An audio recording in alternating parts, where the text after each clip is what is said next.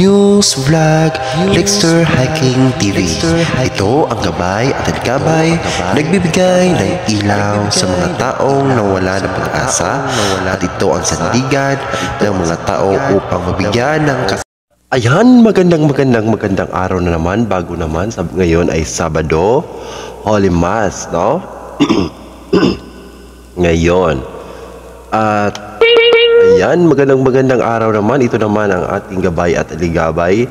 Ito muli ang inyong host na si Lexter Hiking. Ito ang ating mainstream Lexter Hiking TV. Sa hindi pa nakasubscribe sa ating YouTube channel, huwag kalimutan mag-subscribe at i-click all bell para lagi po kayong updated sa mga panibagong video.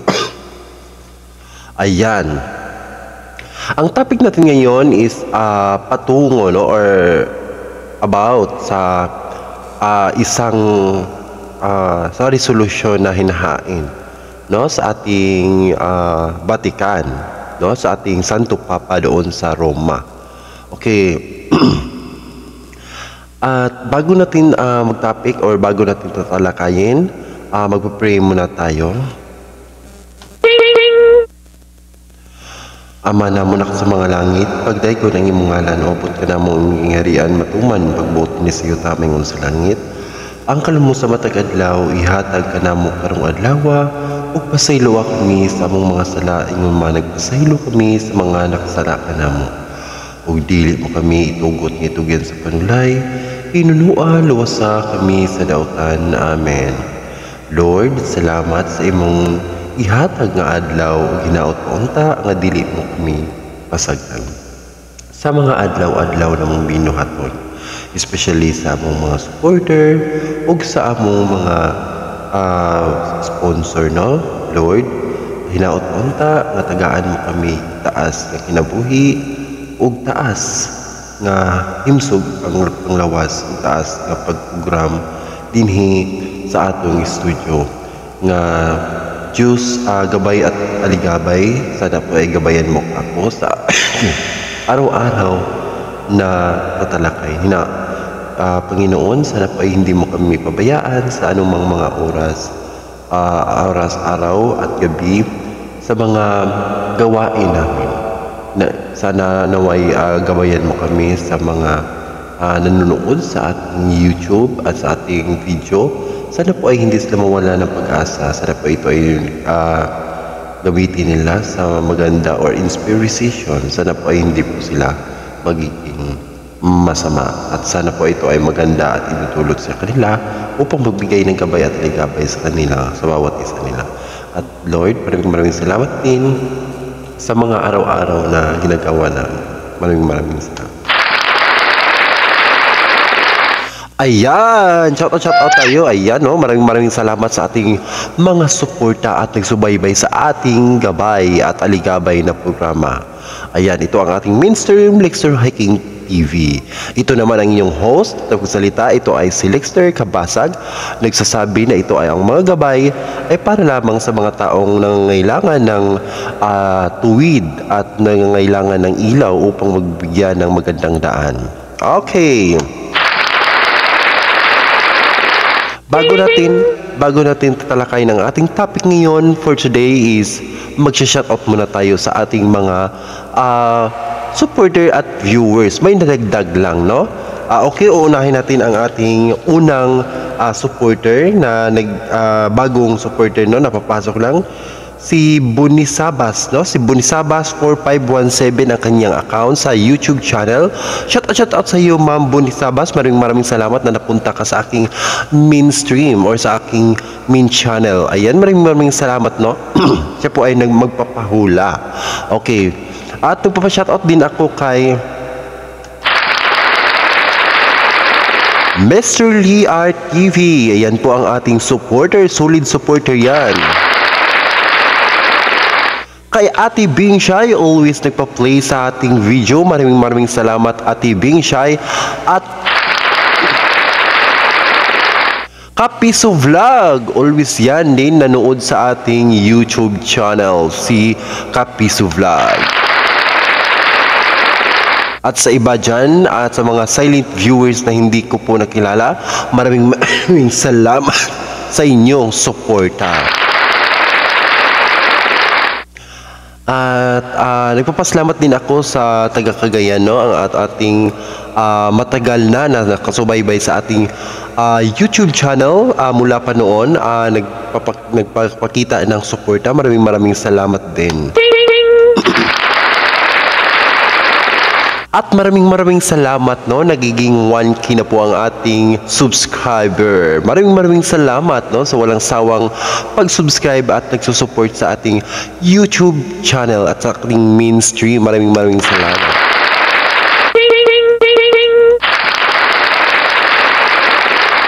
Ayan. Okay, for today is babalikan natin yung about sa ating topic ngayon is about sa resolution na hinain or something na inapprobahan, no, ni Santo Papa or ni Pope Francis sa Roma. Ayan. Ayan, no, nagpapasalamat din tayo sa ating Santo Papa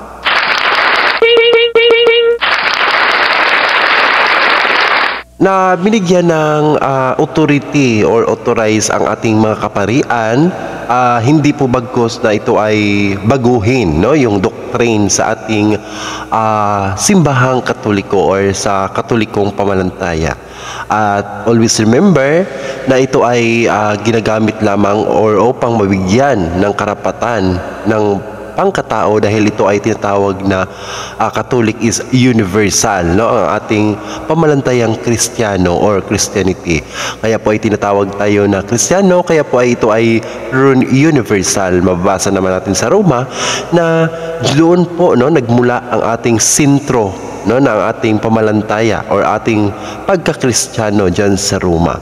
Kaya po ay doon po magmula kung ano mang hinain, kung ano mang mga posibleng baguhin or posibleng bigyan or i-approve, no, sa ating Roma. Dyan po magmumula kung ano po mga posibleng magbabago. Ayan po, nagpapasalamat din tayo sa ating Santo Papa na si Pope Francis. Ayan. Ngayon is Sabado. Ito ay ang ating last na Holy Mass sa ating dito sa simbahan sa Katoliko dito sa Cordova Poblacion, no. Ito po ay kang Señor San Roque, no. Viva Señor San Roque. Ito po ang ating matagal na simbahan, no, sa ating dito sa Cordova Poblacion. Ayan. Okay, bakit po natin tatapakin at itatapik ang ating bagong inaprubahan, no, ni Santo Papa? Kaya po ay ito ay blessed na po, ito ay blessing, no, para sa mga taong nawala ng landas, hindi man bagkos ito ay literal na ikaw ay nawala. Ibig sabihin may mga chance pa na pwedeng magbabago, no? Pwedeng magbago ang isang tao na matagal nang nagdi-discriminate, no? Nagdi-discriminate or something na case or something na biktima ng mga inaabuso, biktima na hindi tinatanggap ng ating lipunan ng bayan. Ito na po ang pagkakataon na tayo ay pwedeng magbago or magbalik sa loob ng ating Panginoon. Ayan. Hindi ba tayo lahat ay perpekto? Sapagkat ay may iba't iba tayong paniniwala. Kaya po ay dapat po ay magkakaisa tayo at buuin natin ang ating tinatawag na pangpamalantaya or yung ugali, no, na bumalik tayo sa Panginoon. Hindi man tayo perpekto, kung ano mang personalidad mo, okay, hindi mo yan kailangan baguhin. Kailangan na baguhin mo lang ang iyong pamalantaya, ang inyong pagrespeto at ang inyong pagsubaybay, no, at in-surrender no yung espiritu mo dyan sa Panginoon. Kahit hindi mo baguhin yung estilo mo sa buhay or estilo ng galawan mo sa buhay, yung personalidad mo, sapagkat nagbabago naman yung loob mo, no. Yan po ang pinaka-importante kasi dyan po makikita kung ano po ang mga hakbang na ginagawa mo, kung ano po ba ang mga posibleng nais mong iparating sa ating Panginoon. Yan lang po ang pinaka-importante sa ating sarili. Ayan. At sapagkat hindi man tayo lahat na binigyan ng oportunidad, no, na mapagpinggan ng ating ibang tao or ibang mga taong nakikita natin, parang something na criticize tayo, na discriminate tayo, sapagkat tayo ay muling binigyan ng halaga sa simbahang Katoliko. Kahit hindi man tayo nabigyan na ninanais, no, hindi ninais natin na mabigyan ng katotohanan, sapagkat tayo ay nabigyan ng karapatan upang mapakinggan ang ating sarili, upang magbago, no?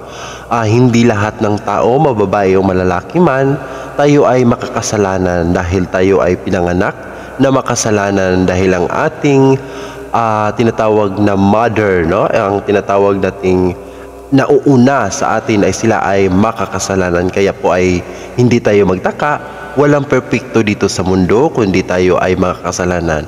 Sa tanging bukod ko lang na posibleng makapagbabago sa ating buhay, kundi ikaw lamang, no?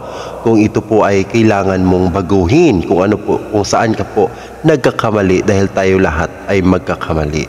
Sapagkat ito ang Gabay at Ligabay, nagbibigay ng gabay sa mga taong nangangailangan ng tulong, nangangailangan ng answer sa kanilang bawat katanungan, no? Or katanungan sa kanilang buhay. Ito ang gabay lamang, ay hindi man ito ay mapepekto, pero sapagkat ito ay hints sa buhay lamang. Huwag mong nanaisin na ito ay katotohanan, sapagkat ito ay mabigyan ka lang ng parang hints or choices sa buhay mo. Kaya po ito ay nabubuo ang ating gabay at aligabay. Ano po ba, no? May mga katanungan, ano po ba ang gabay? Gabay means, iba po ba yan sa gabay at aligabay? Yung gabay ay nagbibigay ng liwanag, nagbibigay ng katanungan mismo, no? Yung katanungan mo, binigyan talaga ng answer, no? Or something na direct answer. Kaya po ay gabay. Yung aligabay naman, nagbibigay, yan po ay tinatawag nating mga spirito na nagbibigay, or espiritu na nagsisend sa iyo, or something na binigyan ka ng tinatawag na abilidad, no, na posibleng nandyan sa iyo para magkakonekta tayo upang makikita, magagabay, kasi nag-i-exist talaga yan, at nagsisend talaga sa atin or sa akin, especially sa mga ganito, no, or especially sa mga taong may espesyal na ganon. Okay? At kaya po ay tinatawag natin Gabay at Ligabay ang ating programa upang ito ay magkakonekta tayo. Ayan, sana po ay naintindihan ninyo.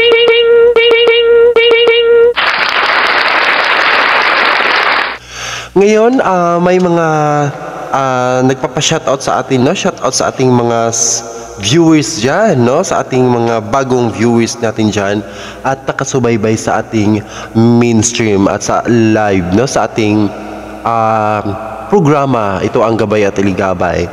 At sa gustong mag-follow sa ating Facebook page, may Facebook page po tayo. Ito ay Lixter Hiking TV din, at sa ating YouTube, sa ating TikTok account, may Lixter Hiking TV din tayo. Sa gustong mag-attend sa ating live, kasi maka-live po din tayo sa ating TikTok account. Ayan. At sa ating Facebook page, huwag kalimutan, no? At sa ating Instagram, no? May Instagram din tayo, Lixter Hiking TV din ang ating Instagram. Pwede po kayong mag-subscribe, pwede po kayong mag-follow para lagi po kayong naka-updated sa ating mga panibagong video. Ayan. Ayan. Medyo masama po yung tutunlan ko ngayon, kasi po may sinisipon po ako. Ayan. So patuloy-patuloy lang tayo, laban-laban lang po tayo sa ating programa upang mabigyan ng liwanag ang ating buhay. Yan po ang pinaka-importante, na makashare naman tayo at mabigyan sa kahit ganitong pamaraan, no, ang ating bawat isa.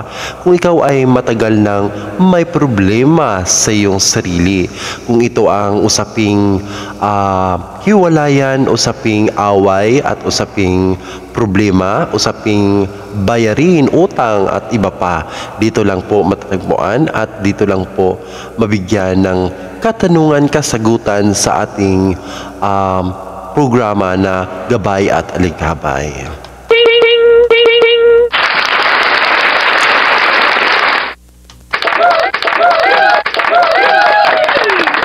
Ayan. So ngayon, uunahin natin yung nasa ating YouTube channel. Okay. Ito ay para sa kanya, ito ang gabay, no, para sa kanya na si Bunisabas. Okay. Para sa iyo ito, Bunisabas, yung mint account niya is 4517. Ang ating bagong supporter. Okay, Bunisabas, para sa iyo po ito. Siya po ay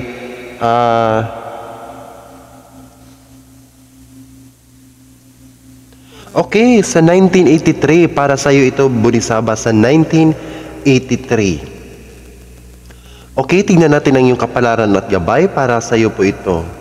Okay, from Bunisabas, sa unang nakikita natin dito, medyo magulo or medyo hindi po okay sa trabaho. Medyo may something na hindi maganda, no, sa trabaho mo. Parang something na may mga tinatawag na galit, away, or something na hindi maganda talaga yung intention, or something na may tinatawag, may nagtutulak sa iyo sa trabaho, no, or something may naiinggit, kaya po ay hinihila ka, no, pababa, parang ganon, or something hindi kayo nagkakaintindihan dahil may something na naiinggit sa iyo. Mag-ingat-ingat ka lang. At nakikita din natin dito may something na paghihiwalay sa iyong boyfriend.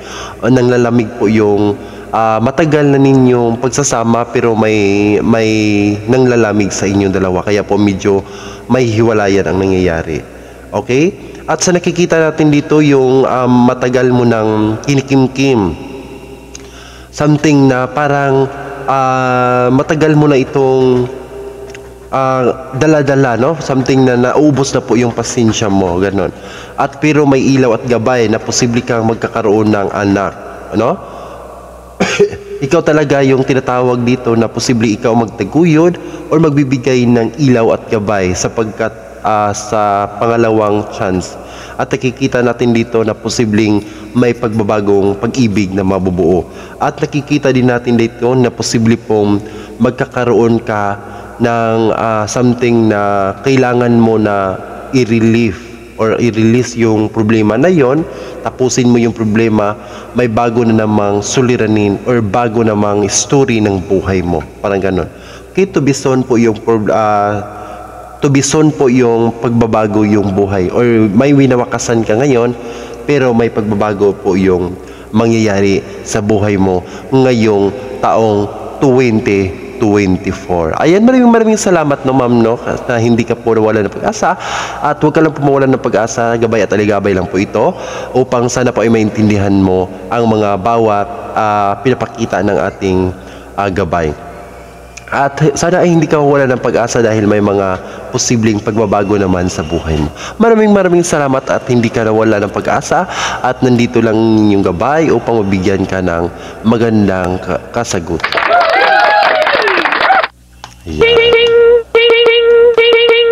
Ayan, no?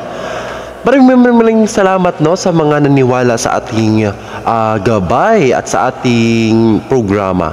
Ngayon, maghuhulap muna tayo sa 1980. Okay, sa 1980 para sa iyo ito, at saka 2000, pero mamaya yung 2000. 1980 muna tayo. Sa 1980, tignan natin ang iyong gabay. Ito ay para sa lalaki. Okay, kung ikaw ay lalaki, para sa iyo ito. Okay, posibleng nagkakaroon ka ng anxiety or hirap sa trabaho, maghanap. At nakikita din natin dito, lumalaban ka, hindi ka po basta-basta na magpapahuli or something, hindi ka po basta-basta na tumitigil. Laban at laban ka pa rin kahit nandyan po yung kahirapan, nandyan yung hindi maganda yung treatment sa trabaho mo. Hirap, init, pagod, nandyan pa rin.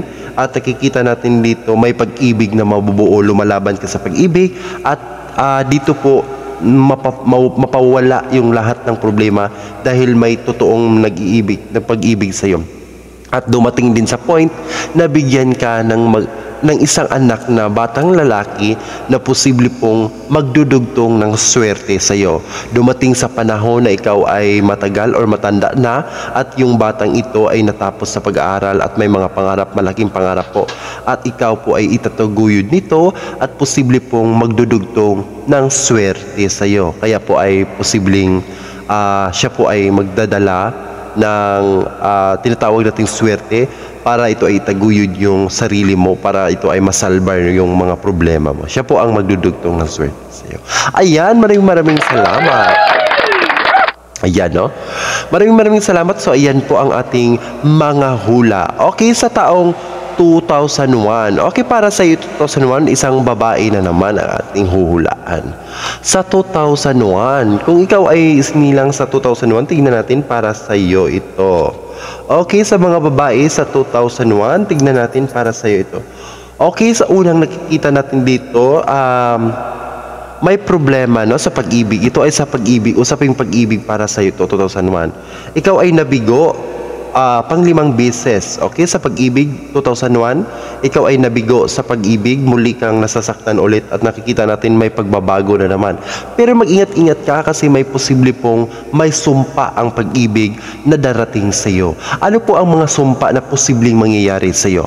Ang sumpang ito ay isang magkakaroon ka ng pag-ibig na labag, no? Labag sa batas or something, labag sa iyong mismo sa iyong sarili dahil ito ay pinipili mo or hindi mo ito sinasadya or sadyang nangyayari lamang.